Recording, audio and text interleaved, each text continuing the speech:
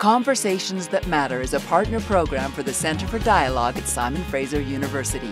The production of this program is made possible thanks to the support of the following and viewers like you. Michael Chong, welcome. Thanks for having me. My pleasure. You know, it's interesting having you here. I know that you're in the midst of a political campaign to try and become the leader of the Conservative Party, and we'll kind of get to that. But what fascinates me about you and our own relationship with ourselves as Canadians is, what does it mean to be a Canadian now? You know, we look at your family heritage. Your father was Chinese, your mother Dutch. You spreekt de Nederlands bij? Ik kan een beetje Nederlands praten. And you kind of grew up in a rural environment. You live in an urban. What does it mean to be Canadian now? And then let's talk about the context of that in relationship to the Conservative Party. Well, I think it means to be part of one of the most exciting countries on the face of the earth. A place where we've created something very special. A place where millions of people have come in recent decades and in the decades and centuries before to create a different kind of society where it doesn't matter where you come from, what your background, your race, religion, or creed is, but rather what you aspire to be, and a place where we all share a common Canadian citizenship centered around our Charter of Rights and Freedoms, our laws, our democracy, our freedoms. So we've built something here pretty special that we need to protect, but also enhance. Well, I think that view is true if you have an inclusive perspective, but not everybody does. And there are even people who are running for the leadership of your party who don't see what it means to be Canadian in that light. So how do we move towards that and also recognize that, you know, as an inclusive society, it also brings with it some challenges? Absolutely. Look, you know, as a political leader, there's two ways to debate immigration. There's two ways to talk about immigration. One is to play to people's dark fears about immigrants, which is not constructive. The other is to say, look, we have to be constructive about our immigration policy. It's too important a public policy file to play politics with. I think it's perfectly acceptable to have a debate about how to strengthen our immigration system, but what we have to be careful about as political leaders is that we don't play to people's dark fears about immigration, that we don't play to anti-immigrant prejudice. But if we look at the Canadian history, there has been that fear for a long period of time. Chinese, your father is of Chinese descent. Up until 1964, the challenges of being Chinese and coming to Canada, living here and having rights and freedoms, they were limited. And yet since then, we've opened our arms to the people of the world and said, now come and join us in the building of a truly blessed nation. But there are people who are going, oh yeah, but we've made lots of mistakes and it really hasn't been worth it. Well, I think, you know, the first generation always struggles to integrate into Canadian society, but the second generation integrates, and I'm proof of that. You know, I'm the first generation of my family born and raised in Canada, and I've completely integrated into Canadian society. So I think we have to be patient about the millions of newcomers who've come here. You know, often it takes time for their families to integrate into Canadian society, but I'm confident that they will integrate, just like my family integrated. You know, when my father came here in 1952 from Hong Kong as a Chinese immigrant, you know, there was a lot of fear about Chinese immigration at the time. In fact, it was only 4 years after the Chinese Exclusion Act had been repealed. Yep. And even though the act had been repealed, there was still a lot of barriers to people like my father integrating into Canadian society. Where he could own property and everything. Yeah, everything. Difficult to get housing, difficult to get a job. But my father persevered, and the next generation, you know, is completely integrated into Canadian society. In fact, you know, I tell a funny story about my family. My father, being born and raised in Hong Kong, his first language was Chinese, was Cantonese. I'm the second generation of Chongs to be Canadian. I was born here. My first language and that of my sister and two brothers is English. My youngest brother, who's a British Columbian, who lives in Cranbrook, he married a Francophone. And so they have two children. I've got a niece and a nephew. They're raised as Francophones. So the third generation of the Chong family is Francophone. That's the Canadian in that branch story. of the family. That's right. So that's the story of Canadian immigration. Immigrants integrate. It just takes some time. So when we take a look at the crisis that unfolded in Syria, and we had, I think it was 6.5 million people that were displaced either internally in Syria or were leaving the country, did we do a good job of stepping up to the plate and reaching out as the United Nations High Commission on Refugees had suggested we have a responsibility to do? I think Canada has been very generous in accepting Syrian refugees. I think there have been challenges in the last year in integrating those refugees because of the high volumes. And so I think whatever policy we have in place, it has to be with the view to ensuring that we have sufficient resources in place to handle the intake of refugees. Because if we don't, not only do we undermine public support for a refugee policy, which is among the most generous in the world, but we also don't do any service to the refugees themselves. Nothing could be worse for a refugee family coming here to suddenly have a lack of resources, a lack of supports in place to help them integrate. That sets them up for failure, and I don't think that does them any service. I just got to get you to hang on for a second while we take a quick commercial break. We'll be right back. Conversations That Matter is a not-for-profit program made possible thanks to the charitable support of the following and from viewers like you. Please visit conversationsthatmatter.tv and help us to continue to produce this program. Well, there is a tendency for those of us who live here now to look at people who have come here and say, well, it's your job to integrate into Canadian society. But how are they supposed to know? And in a situation where we're bringing in refugees, what responsibility do we have to them to understand what those challenges are going to be and what are the living conditions that they're going to require? Yeah, I think on the immigration side of the equation, immigrants have a responsibility to integrate into Canadian society. But I think with the refugee stream of people coming here, it's a little different. They're coming from war-torn countries, often from situations where they've been shell-shocked, subject to horrific events that few of us can imagine. And so I think they need special support coming in, and that's what the government currently provides. So I think we have to look at immigration differently than refugees, where we're admitting people on the basis of compassionate and humanitarian grounds. When it comes to immigration, what's your perspective on how open we need to be? Because it's my understanding that if we're not bringing people into Canada, we're not going to grow. Yeah, so with immigration, I think our singular focus should be on Canada's economic interests. We have labor shortages in certain parts of the economy. At the same time, we have high unemployment at 7% nationally. We also have an aging workforce that needs to be replenished. So I think the policies that we put in place should be geared towards our economic interest. And the numbers of immigrants we admit every year should be based on that singular economic focus. And I think that not only helps Canadians here at large in terms of accomplishing our economic goals, it also helps immigrants. The best way for an immigrant to integrate into Canadian society is to enter the workforce quickly and to have a productive job where they can contribute to not only our society but to their furtherment of their families. But we have a considerable number of barriers that are in place. You can see highly educated and trained people from other countries say, okay, I take you up on that invitation, Canada. They come here, and then finding work in their respective careers can become the kind of challenge that makes them go back home because they come up against regulatory organizations or associations or whatever it is that stands in the way, and then they say, you know, the allure of the Canadian experience isn't quite what I thought it was. So how do we address that? Because if we need to bring those people in, we need them to fill roles, and yet we stand in the way of the process once they're here. Yeah, so this is a complex policy issue because most of the professions are regulated by provinces and by provincial self-governing bodies like engineering, medicine, nursing, the law, a whole range of professions. So I think what the federal government can do is provide information to would-be immigrants to Canada to make it clear what their credentials are worth if they are to come here and the path that they need to pursue in order to become recognized in Canada for their education and their credentials. If we do that, I think we'll avoid that problem of immigrants coming here and being, being surprised or being disappointed about their entry and their lack of recognition for their credentials. So when we're looking at immigrants, are we looking at the worker class, those people who are going to come and take those jobs that most Canadians don't want to do? Or is it a mix of also bringing in entrepreneurs who are saying, I'm going to come here and create business and actually hire people as well? I think it's both. I think we have labor shortages in both parts of our economy. There are many high-paying jobs that are going unfilled in, for example, the high-tech sector in Vancouver here and in Waterloo.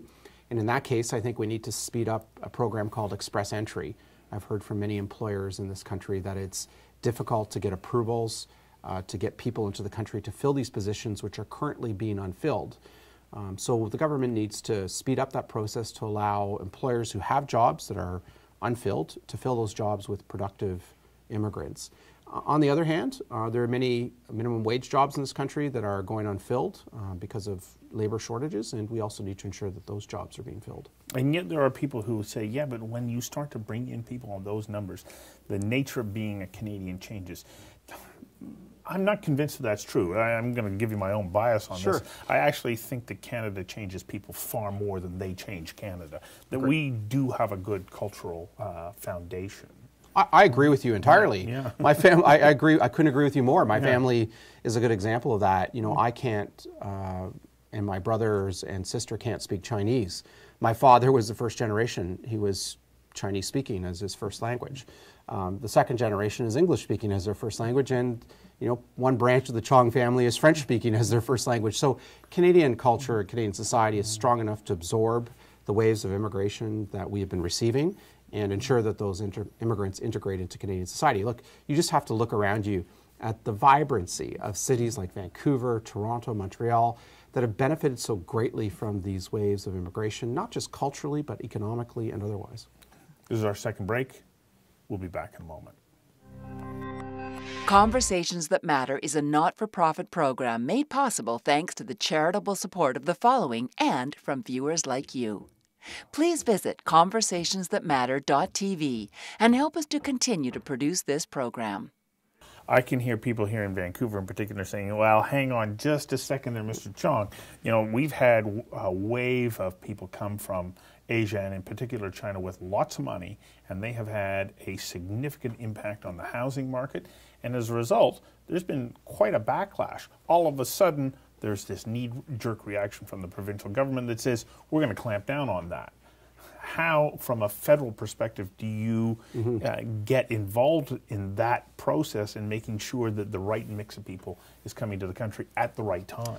Well, Stuart, when you look at the data, the evidence is that foreign buyers are not driving skyrocketing housing prices. They may be a factor in skyrocketing housing prices in certain parts of the country like Vancouver, but it's not the main factor, and here's the proof.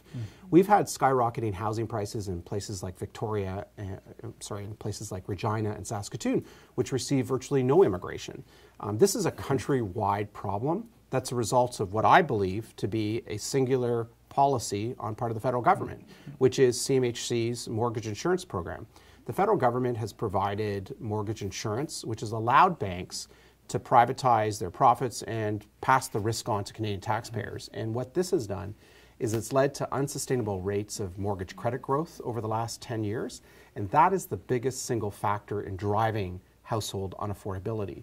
So my view is that the government's got to get out of the business of mortgage insurance, allowing the banks to return to more sustainable levels of mortgage credit growth, and the government needs to properly regulate the banks to ensure that. And that is the long-term plan to return housing prices to more sustainable levels.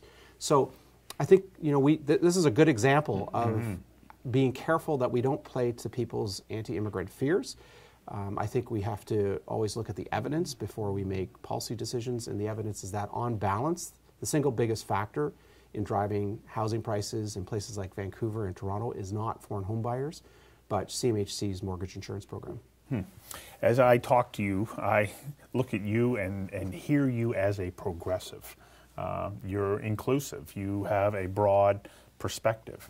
What is it about the Conservative Party that appeals to you? Because of the major political parties in Canada, it's the one that I think is on the right side of a progressive movement, and yet here you are. So how does the Conservative Party align with your values? Well, I'm a fiscal conservative.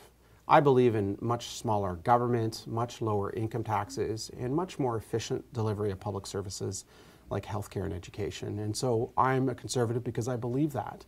And I believe when conservatives focus on those fiscally conservative economic policies, we win government and Canadians trust us. I think most Canadians are fiscal conservatives. They want to see efficient delivery of government services. They want to see low income taxes and lower taxes. And they don't want us to focus on divisive social issues. That's the kind of party I want to build and why I'm in this leadership race. That almost sounds like a description of the Liberal Party back in the 1990s under former Prime Minister Jean Chrétien. I think that he would probably say, oh, that was me too. Is that what Canadians want?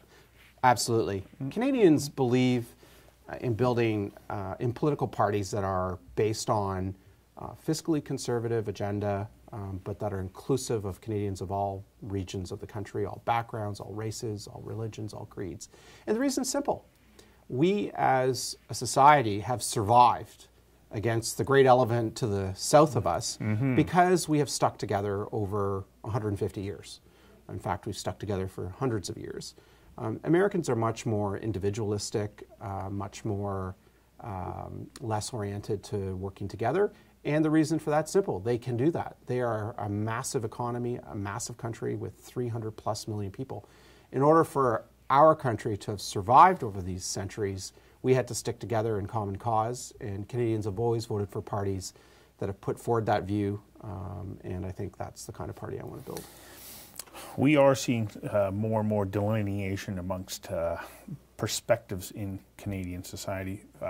When a group doesn't agree with a public policy decision, they are quick to go out and vocally protest, physically protest. We've just seen the Kinder Morgan decision from the Prime Minister's office.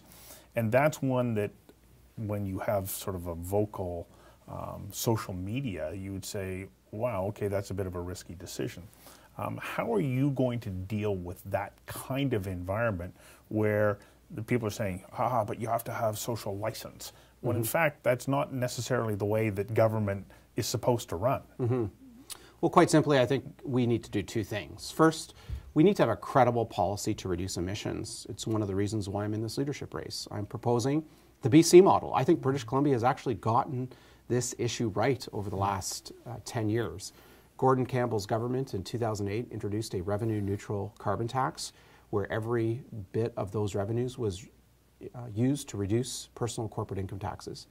And as a result, BC today has some of the lowest income taxes, has the lowest income taxes in the country, and yet it has the fastest growing economy, while at the same time they've reduced emissions compared to a business as usual track. So I want to take that BC model and export it to the rest of the country. We can learn a great deal from the way British Columbians have dealt with this problem. The second thing we need to do is that we do need to see the construction of new east-west pipelines, and here's why. This is not an issue just for the oil and gas sector in Alberta. This is not just an issue for Western Prairie provinces like Alberta and Saskatchewan. This is a Canadian issue. We live in a country, and in a country, citizens have the right to move freely across internal borders, provincial boundaries, without being hindered or impeded. And in a country, provinces which own the resources, especially landlocked provinces like Alberta and Saskatchewan, have the right to get their products to international markets. That is a foundation of what it means to be a country. And so we as Canadians need to understand that provinces like Alberta and Saskatchewan have the right to get their resources to market, just like British Columbians have the right to get their resources to international markets. So to me, this is not just an economic issue, it's more foundationally a Canadian issue about who we are as a country and the ties that bind us together. Final break, and we'll be right back. Conversations That Matter is a not-for-profit program made possible thanks to the charitable support of the following and from viewers like you. Please visit conversationsthatmatter.tv and help us to continue to produce this program. So we're, as a country, in an interesting position. If we see the Trump administration turn its back to China, and yet the North American market is so vital to the Chinese economy, what does that do for us as far as opportunities are concerned? And if you were to be successful and become Prime Minister, what do you think that you can bring to the equation that would allow us to continue to work freely with the United States under Trump presidency and capitalize on potential opportunities with Asia? Well, first off, I think we can act as we have in the past as the go-between between the American and Chinese governments. I think Canada has always played a constructive role and acting as a go-between between great superpowers, just like we did in the past. But I also believe that we have an interest in strengthening our ties to Washington. It's clear that our status in Washington has diminished in the last 2 to 3 decades. It's not the result of any one government or any one prime minister. I just think it's a reality that has taken place because of the rapid rise of places like China, Brazil, India, Russia. And so I think what we need to do is protect our own trade interests. 1 in 5 jobs in this country, 20% of our national economy, is based on selling goods and exports to the United States. And that trade is at risk because of the incoming administration. So we need to strengthen that relationship with Washington. And where American and Canadian interests align in the Far East, we need to work with the Americans to advance our mutual interests in order to get our voice heard in Washington. So how important then is NAFTA and that we protect that agreement? It is critical. It is vital. As I said, 1 in 5 jobs in this country relies on exports to the United States. That border has to stay open. And so I believe that the current government in Ottawa should make their foreign policy goal, their #1 foreign policy goal, strengthening our ties with Washington to ensure that our voice is heard loud and clear and we protect those jobs. What's your biggest concern about where we're at nationally right at the moment with the policies of the current government? Well, I think their economic policies are leading us back to the 70s of high deficits and increasing national debt, stalled job creation, and zero economic growth. And the proof's in the pudding. This government is more than 25% of the way through their mandate. And since they've taken power, the economy has actually flatlined. Job creation has stalled, and economic growth is effectively zero. Economists have said that we'll finish off last year around 1% GDP growth. But if you take into account the fact that our population is growing at about 1%, it's effectively 0% per capita GDP growth. So their policies of big spending, big borrowing aren't working, and we need to get this economy back on track by putting our fiscal house back in order. What's the most important thing that you want somebody to take away from having watched this conversation about you? Quite simply, I want to build a much bigger Conservative Party, a party that is inclusive of Canadians from all races, religions, and creeds, that's focused not on divisive social issues, but on a robust economic agenda to create prosperity and jobs for this country. Well, best of luck. Thank you for Thank you coming very in much, and doing sir. this. Yep.